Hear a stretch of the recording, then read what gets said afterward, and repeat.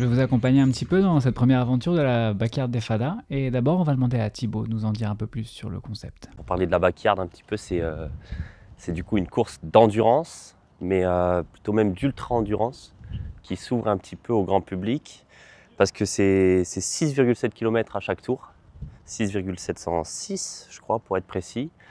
Et le but du jeu, c'est d'en faire un nombre maximum, et c'est une boucle égale 1 heure. Donc ça part à 14 h, les participants partent pour leur première boucle, ils doivent terminer la boucle en moins d'1 heure, donc il faut qu'ils arrivent avant 15 h. Et une fois qu'ils sont arrivés avant 15 h, mettons 14h40, ils peuvent se poser, manger au ravito, respirer, changer les chaussettes si besoin, et ils repartent. Du coup, cette course, elle se déroule à Cabas, sur le domaine de Cabas, de Miramas. On remercie grandement la ville qui a pu nous aider, que ce soit sur le prêt du matériel, des installations, et également l'Office municipal des sports, sans qui cet événement n'aurait vraiment pas pu être possible. On a pas mal de bénévoles qui sont impliqués, plus de 70 sur le week-end, qui étaient là pour venir aider, que ce soit installation, que ce soit préparation des ravitaux, cuisine, puis aussi accueil des participants, et pas mal d'aiguilleurs qui ont été assez importants. Ils ont mis la musique sur différents points de passage, ils ont un petit peu mis l'ambiance pour les soutenir aussi.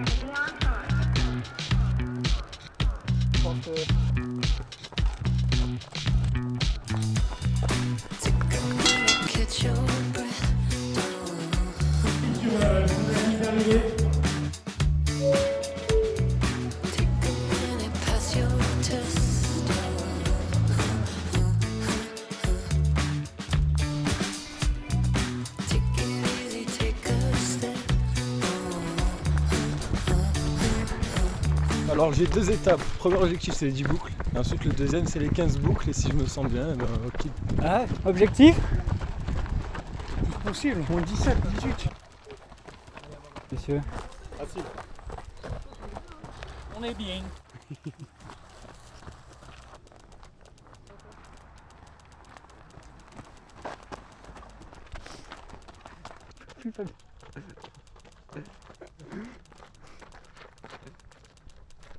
Heureusement que c'est pas marche au clair. Ah, c'est stratégique, hein. Stratégique, ouais. Toute inclinaison sur la marché pour fatiguer les muscles. Comme ça, au moins, on perd le moins d'énergie possible. Minimum 24 heures. On verra dans 2-3 tours. Entre 7 et 10. 8 et 2, 8, 10. Peut-être le Sumen Run, tu vois.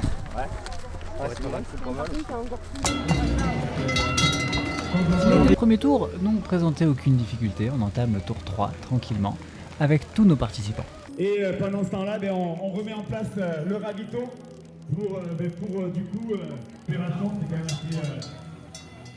malgré tout, il y a l'enchaînement des... Pardon. Et donc, il y a le moins d'agitation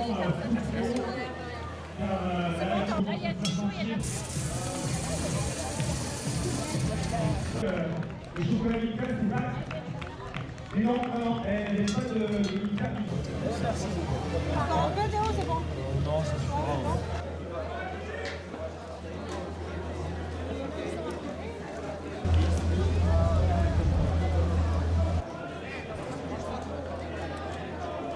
Ça va bien. 45 secondes.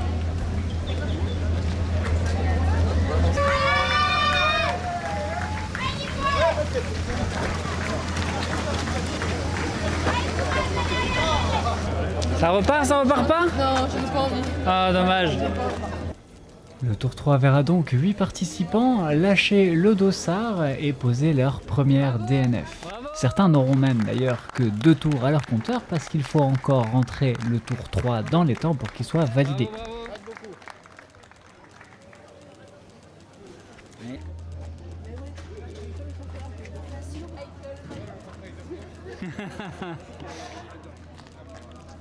Pour Guillaume qui en a fini avec sa backyard. Merci Guillaume en tout cas d'avoir pris ton temps.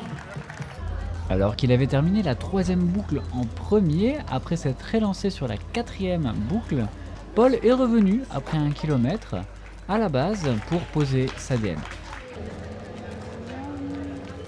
Tour 4, on rassemble nos esprits, on compte les DNF. 8, 4 hommes, 4 femmes, reste plus qu'à faire le point. Et ces premières informations vont nous permettre de réfléchir à ce qu'est vraiment une backyard.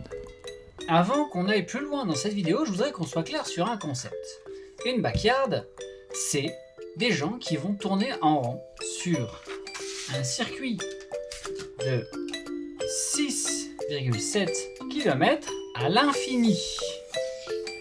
D'où le concept des fadas, qui veut dire fou. Avec un S parce qu'ils sont plusieurs.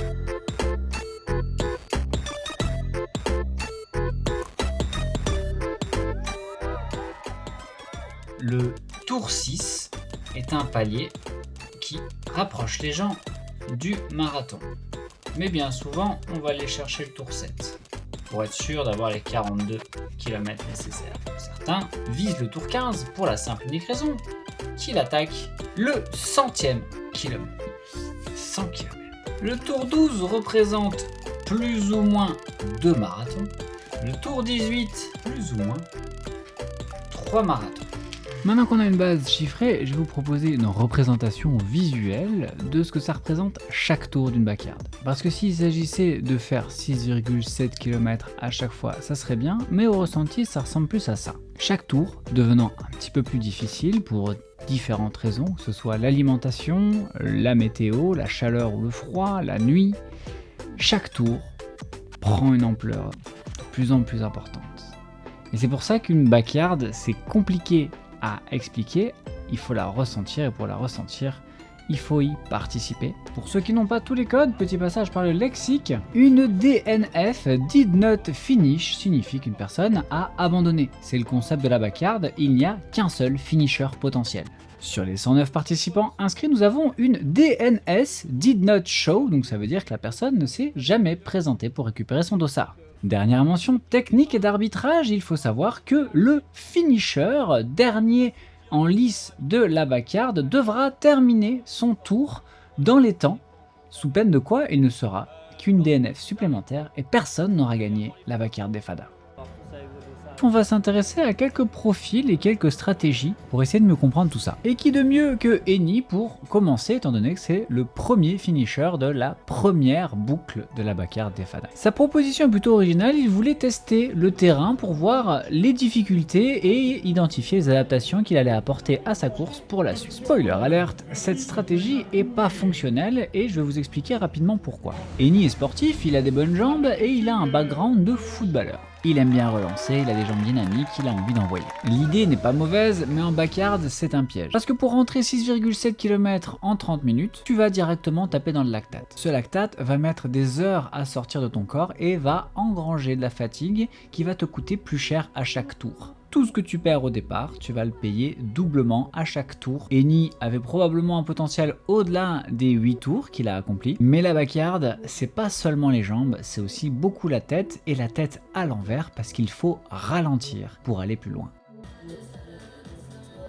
3 amis suisses se sont motivés à venir se frotter à la backyard des Fada. Ils sont arrivés un peu fatigués, mais ça va, ils vont se lancer, ils vont être bien et leurs objectifs sont assez simples. Le maximum, hein. Personnellement, je vise 15. L'effet de groupe a permis à Yannick et Quentin de faire 12 tours et Benjamin lui aura tenu ses 15 tours. Attention que l'effet de groupe c'est bien, ça permet de tenir la dynamique positive et d'aller très loin. Mais il y a un revers de bâton et on en parlera plus tard.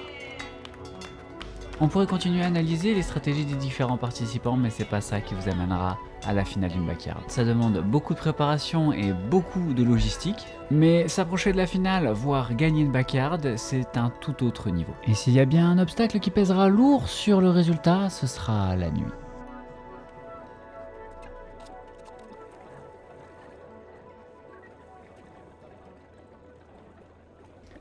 Après quelques tours au soleil, un peu trop chaud pour certains, la nuit a pointé le bout de son nez.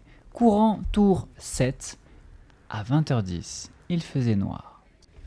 Et si certains de nos participants avaient prévu de faire un certain nombre de tours, c'était peut-être sans prévoir la difficulté que représente la nuit.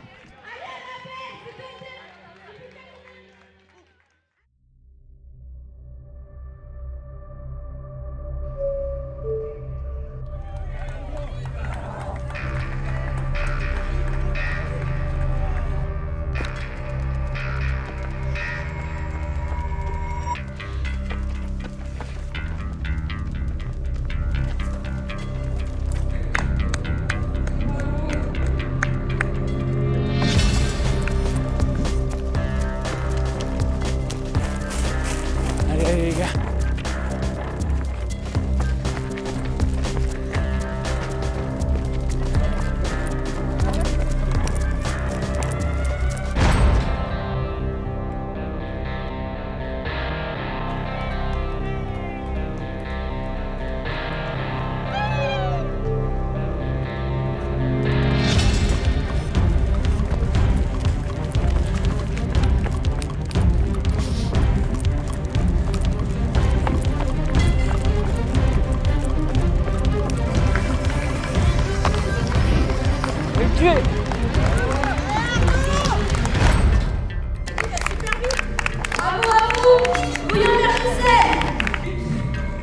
Allez, prochain départ.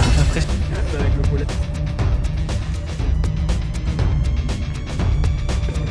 Nico.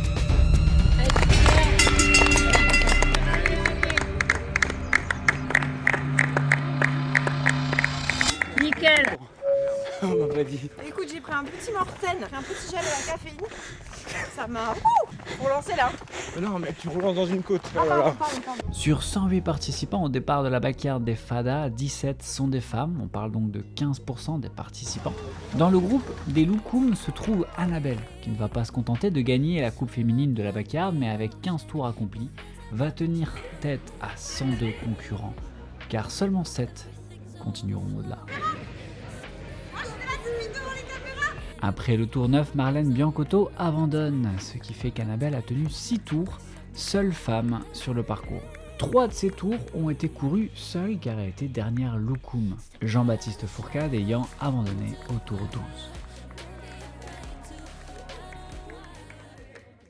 12. y a des gens qui disent que t'es encore bien fraîche pour faire une dizaine de tours là. Y a pas de problème. Le tour 15 reste un symbole de la backyard car il accomplit les 100 km. Une barrière psychologique difficile à affronter seul. Il n'est que 4 h du matin. Et si on s'en tient à ses dires lors de la course, c'est pas tellement ses jambes qui ont lâché, mais plus un appel de l'ennui et de la solitude qui lui ont donné envie de s'arrêter.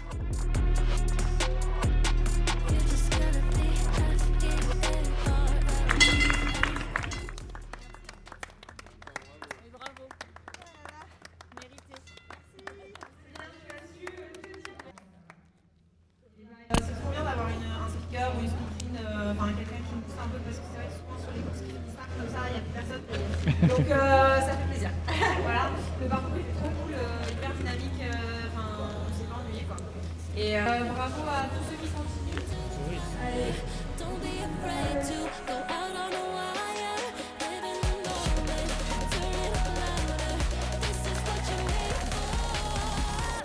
Just gotta be fearless. You just gotta be fearless. You just gotta.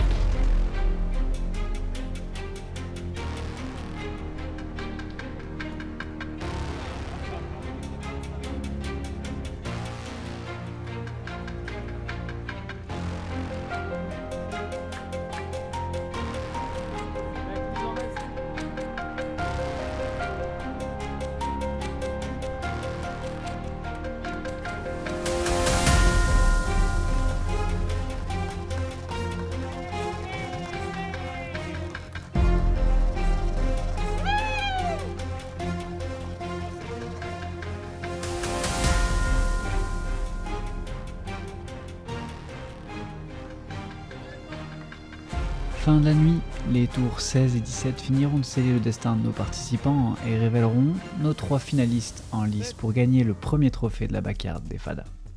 Tour 18, 7 h du matin. La journée de travail peut commencer. Allez, super. Toujours frais comme un gardon. Je vais donc vous présenter nos 3 finalistes et on va commencer avec Valentin, le plus jeune des 3, 25 ans au compteur.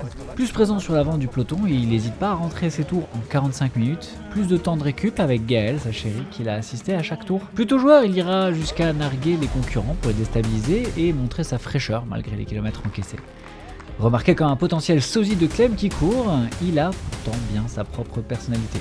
Sur une prépa ultra trail de 140 km le Saint-Jacques, il vient tester sa résistance avec une bonne humeur communicative.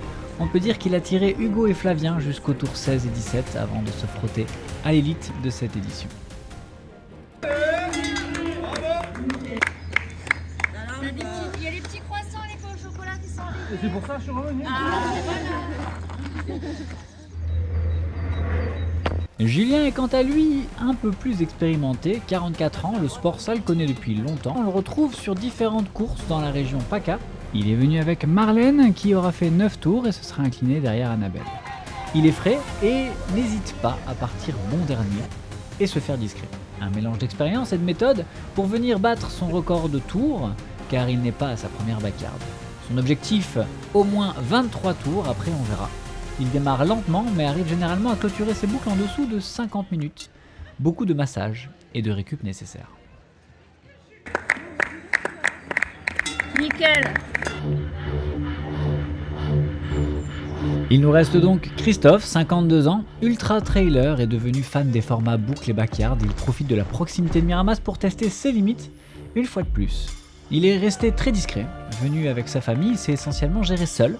On le voyait en arrière-plan, tranquille, paisible, à faire ses tours sans se faire remarquer. Un personnage bienveillant et expérimenté au milieu de cette faune de jeunes fougueux. Christophe est méthodique, il connaît son corps et sans donner toutes ses astuces, on a pu remarquer une régularité de clôture des boucles entre 50 et 52 minutes.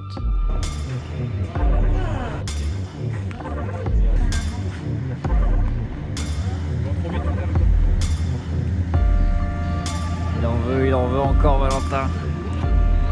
Encore quelques kilomètres. Encore quelques kilomètres ? Bah, jusqu'à la fin j'espère. Les 5 qui sont plutôt froids. Bravo.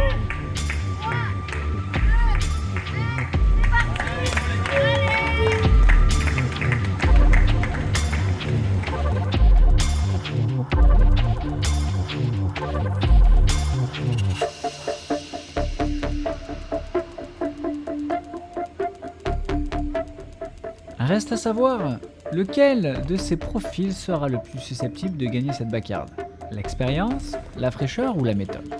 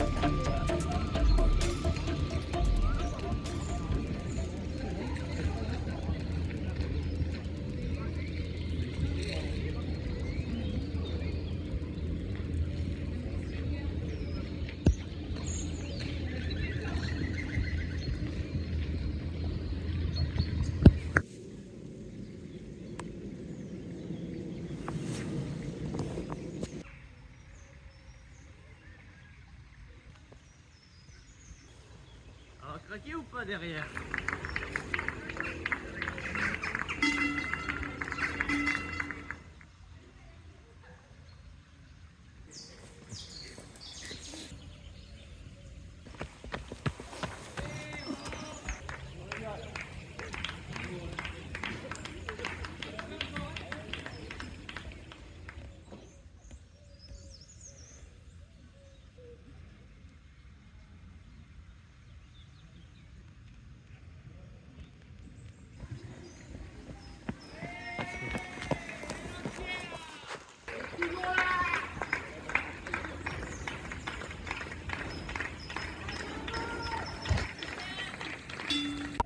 Tour 18 validé, le 19 commence à 8h, il fait un peu frais, l'ambiance est équivalente, un peu froide, mais ça va.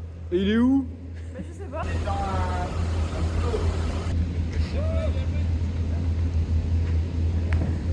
Ça va, ça tient? Ça va, ça tient. Ça va se passer? Ça va, ça se passe bien quoi. Ah bah très chaud. Jeune, café, le chocolat. Lâche un peu. Ça comprend bien. Mais déjà très vite, vite, tu vas fatiguer tout de suite. Tour 19, je décide d'embarquer pour un tour avec l'équipe, voir un petit peu c'est quoi l'ambiance sur le terrain et j'ai pas été déçu. Julien toujours avec son petit pain, Valentin et Christophe qui échangent des informations. Non, oui, toi, n'hésite pas d'accélérer, franchement. Mets-moi une trou. Accélère. Ça me fera plaisir.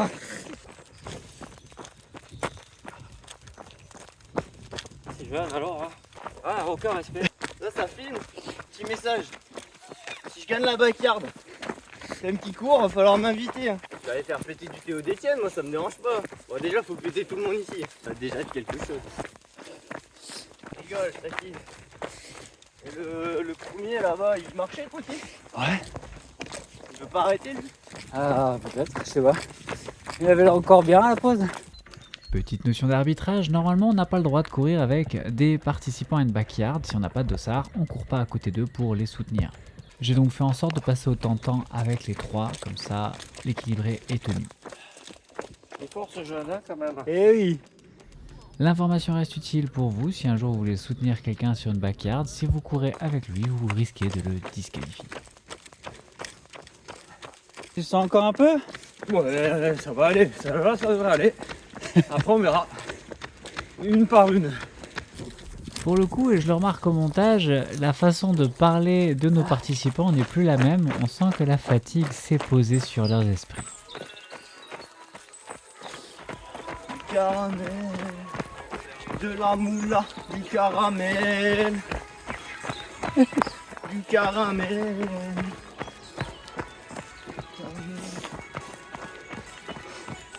Moi, on va bientôt être à 140. Quand même. Après, je travaille, hein. Le patron, il va pas être content si je lui dis viens pas parce que je cours.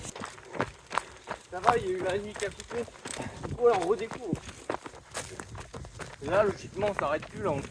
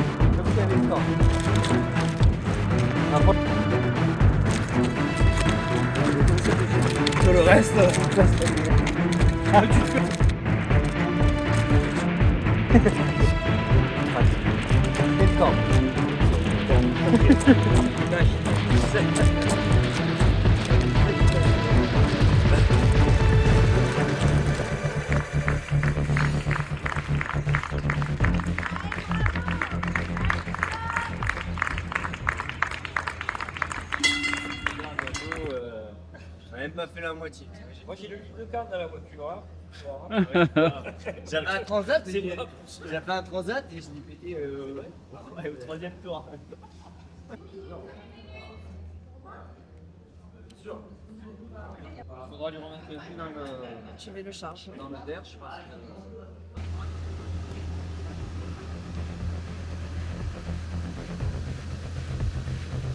Ouvre là, ouvre. Pas lâcher, hein. C'est pas ça.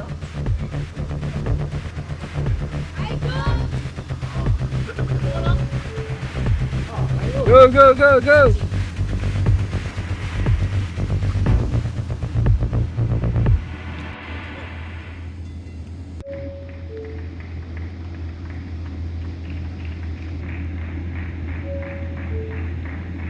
On arrive donc sur le départ du tour 23.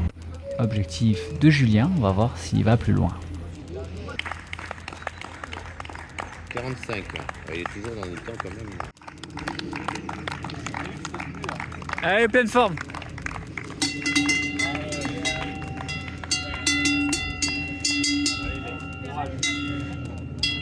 Fin de 23e tour, Valentin s'économise un petit peu, mais il arrive toujours en moins de 45 minutes, un quart d'heure pour récupérer, pour se restaurer, pour boire, se reposer un peu avant de relancer.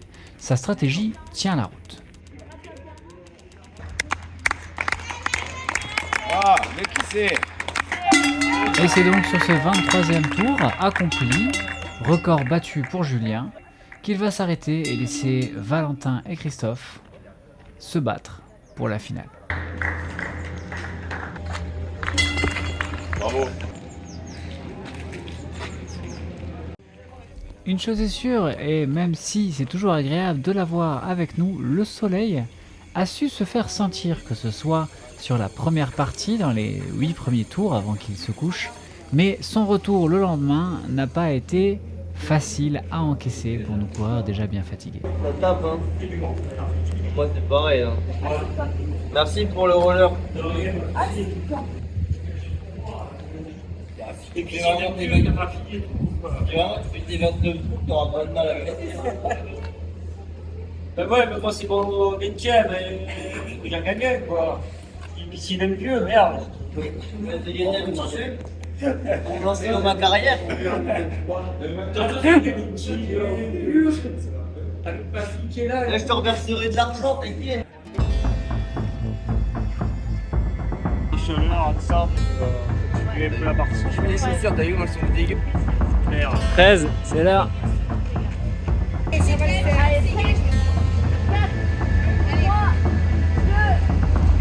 1. Allez, allez.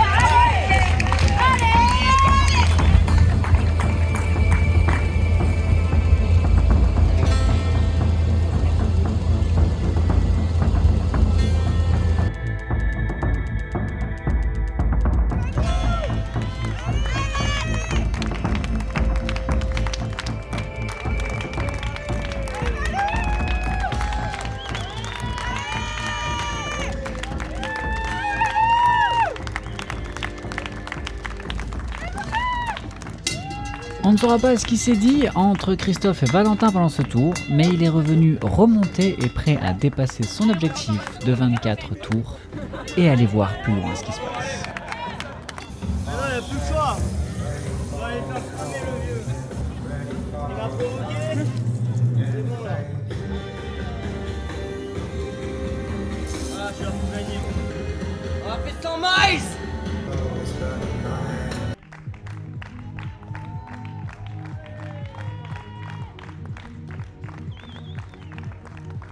Si Valentin est bien remonté, Christophe arrive avec une foulée très solide et la manière dont il va sonner cette cloche donne l'impression qu'il n'a pas dit son dernier mot.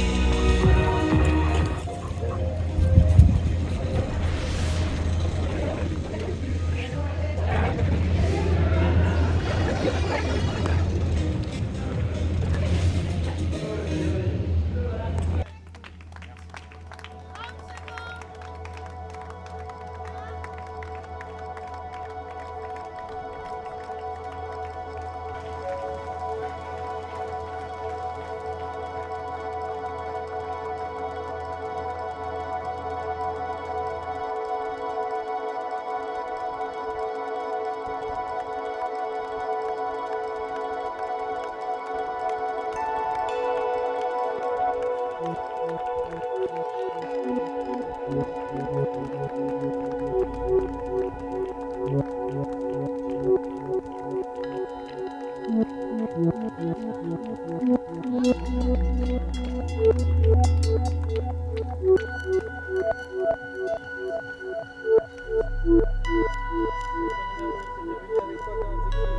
24 heures. Ouais, mais sans trop d'espoir. Je savais que je pouvais le faire, mais j'avais jamais fait. En moyenne, à 42 le tour en plus. Prochain objectif, Saint-Jacques-UTMB. T'en as pour 140 km, 6000 mètres de dénivelé. Il y a un mois, j'ai fait l'Ultra Bomb. Les 103 km, 5300 de D+, sans bâton, 15h40 au chrono et je finis 27e. Non, parce que c'est une machine quand même. Ah, j'ai fait le deuil. En vrai, je voulais ce petit trophée quand même, et pour l'ego, tu vois. Bon, le mec est fort quand même.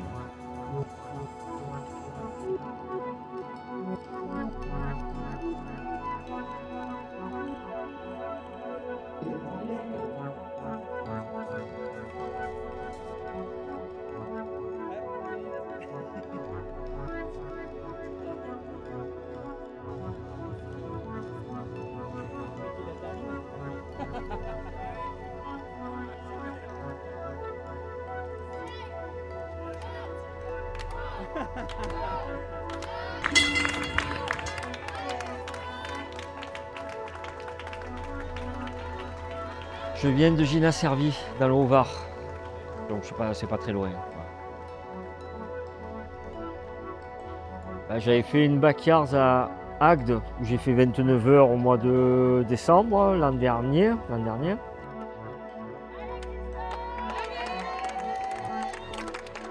Et sinon, j'ai fait un 24 heures à Colomiers.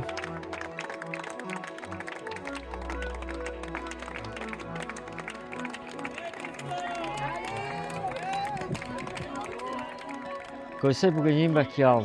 Faut bien se connaître, ouais, je pense déjà. Faut bien se connaître. Un peu d'assistance et la présence de ma femme et ma fille, donc ça m'a donné des forces, ouais, effectivement.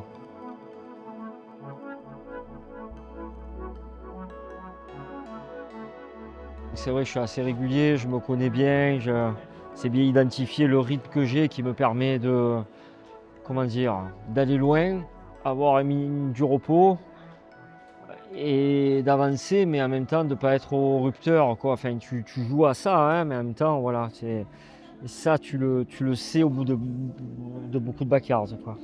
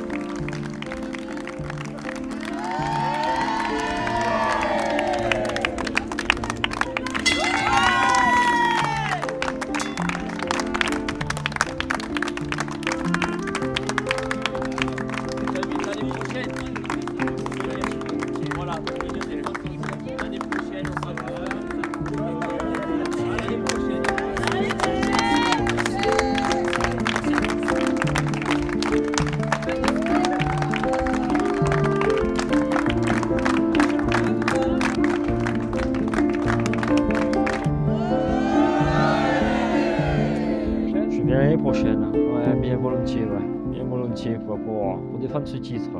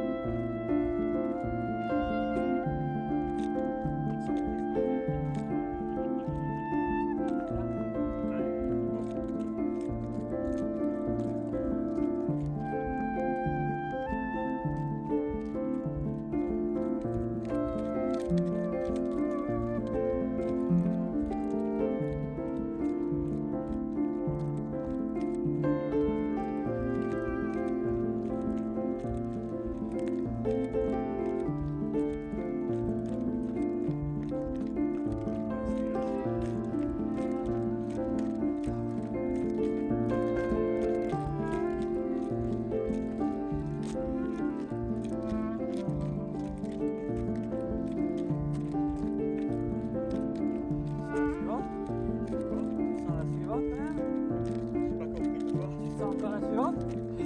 La prochaine. La prochaine boucle? Ouais. Ah, bien sûr.